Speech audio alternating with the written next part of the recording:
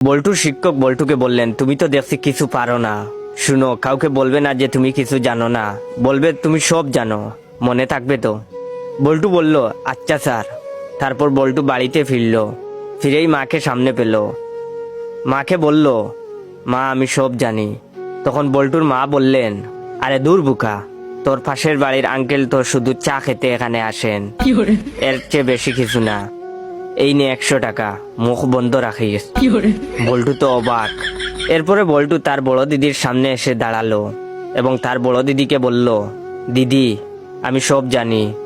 তার দিদি বলল, বাদর ছেলে কোথাকার, তোর রাজুদা শুধু পরীক্ষার সাজেশন নেওয়ার জন্য আসে, এর বেশি কিছু না। এই নে 200 টাকা, কাউকে কিছু বলবি না। বল্টু এবার তার বৌদির কাছে গেল এবং বলল, বৌদি আমি সব জানি। তখন তার বৌদি বলল, এক চড় দেব, সব জানিস যখন মুখ খুলিস কেন? এই নে 500 টাকা, মুখ খুলবি না। বল্টু তো খুশিতে আত্মহারা। তারপর বল্টু তার বাড়ির প্রতিবেশীর কাছে গেল এবং বল্টু বলল, কাকু কাকু আমি সব জানি। তখন তার প্রতিবেশী বললেন, সব জানিস যখন তাহলে আর কাকু বলে ডাকছিস কেন? আয় খুকা, আমার বুকে আয়।